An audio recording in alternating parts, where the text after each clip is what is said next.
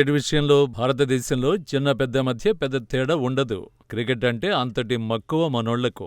ప్రధాని దగ్గర నుంచి ఒక సామాన్యుడు కూడా టీమిండియా గెలవాలని, గెలిస్తే పండుగ జరుపుకుంటారు. లెక్స్ ఫ్రిడ్మాన్కు పాడ్కాస్ట్ ఇంటర్వ్యూ సందర్భంగా ఆయన కీలక వ్యాఖ్యలు చేశారు. పొరుగున ఉన్న పాకిస్తాన్ పరువు ఇండియా బజారుకిడ్చింది. అసలు పాకిస్తాన్ పరువుని ఇండియా బజారుకిడ్చాల్సిన అవసరమే లేదు. కానీ పాకిస్తాన్ మాత్రం తనంతట తాను వివాదాల్లో చిక్కుకుంటోంది. తీవ్రవాద దేశంగా ముద్ర వేసుకున్న పాకిస్తాన్ ఆ దేశంలో క్రికెట్ ఆడేందుకు ఎవరు కూడా ఉత్సాహం చూపని పరిస్థితి మొన్నటి వరకు ఉంది. అయితే ఆర్థికంగా బక్కచిక్కిన పీసీబీకి కాసుల పంట పండించాలని ఐసీసీ భావించి చక్కటి అవకాశం ఇచ్చింది. అయితే ఆ అవకాశాన్ని కూడా పాకిస్తాన్ దుర్వినియోగం చేసుకుంది. ఈ సందర్భంగా ఇటీవల జరిగిన ఛాంపియన్స్ ట్రోఫీపై ప్రధాని నరేంద్ర మోడీ ఆసక్తికర కామెంట్స్ చేశారు. ఇప్పటికే బలుచి తిరుగుబాటుదారుల దెబ్బతో అతలకుతలమైపోతున్న పాకిస్తాన్కు ఓవైపు తాలిబాన్లు, మరోవైపు ప్రజాస్వామ్యవాదులు ఇరుకున పెడుతూనే ఉన్నారు.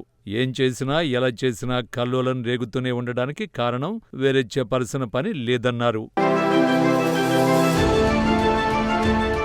తాజా పాడ్కాస్ట్లో ప్రధాని మోడీ క్రికెట్లో ఇండియా బెటరా, పాకిస్తాన్ బెటరా అన్న ప్రశ్నకు ఆయన నేరుగా బదులివ్వకపోయినా తన మనస్సులో మాట మాత్రం దాయలేదు. రెండు దేశాలు క్రికెట్లో ప్రత్యర్థుల్లోనే అత్యంత ముఖ్యులన్నారు. రెండింటిలో ఏది మంచి జట్టు అని ప్రధాని మోడీని అడిగినప్పుడు మనసులో మాట బయటపెట్టారు. క్రికెట్ మైదానంలో భారతదేశం, పాకిస్తాన్ మధ్య ఉన్న పోటీకి సంబంధించిన ఆలోచనల్ని ఆయన గుర్తు చేసుకున్నారు. ఛాంపియన్స్ ట్రోఫీ సందర్భంగా పొరుగు దేశంపై మెన్ ఇన్ బ్లూ జట్టు సాధించిన అత్యుత్తమ రికార్డును రుజువుగా పేర్కొన్నారు. విరాట్ కోహ్లీ సెంచరీతో భారత్ 2025 ఛాంపియన్స్ ట్రోఫీ గ్రూప్ దశలో పాకిస్తాన్పై 6 వికెట్ల తేడాతో విజయం సాధించింది. చివరికి టోర్నమెంట్ విజేతగా నిలిచింది.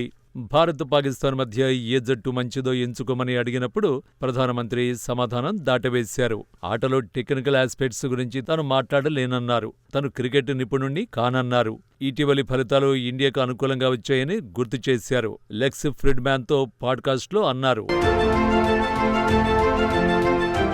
ఎవరు గుడ్, ఎవరు నాట్ గుడ్ అన్న ప్రశ్నకు మోడీ బదులిచ్చారు. సాంకేతిక విషయానికొస్తే తాను నిపుణుణ్ణి కానన్నారు. ఆటలో నైపుణ్యం ఉన్నవారు మాత్రమే దానిని నిర్ణయించగలరన్నారు. ఏ జట్టు ఉత్తమమో, ఏ ఆటగాళ్లు ఉత్తమమో వారు మాత్రమే నిర్ణయించగలరని స్పష్టం చేశారు. కానీ కొన్నిసార్లు ఫలితాలు వాటి గురించి మాట్లాడుతాయి. ఫలితం ద్వారా ఎవరు గుడ్ అన్నది తేలుతుందని మోడీ చెప్పుకొచ్చారు. గొప్ప ఫుట్బాల్ క్రీడాకారుడు ఎవరన్న ప్రశ్నకు మోడీ తడుముకోకుండా డిగో మ్యారడోనా, లియోనెల్ మెస్సీ అని చెప్పారు.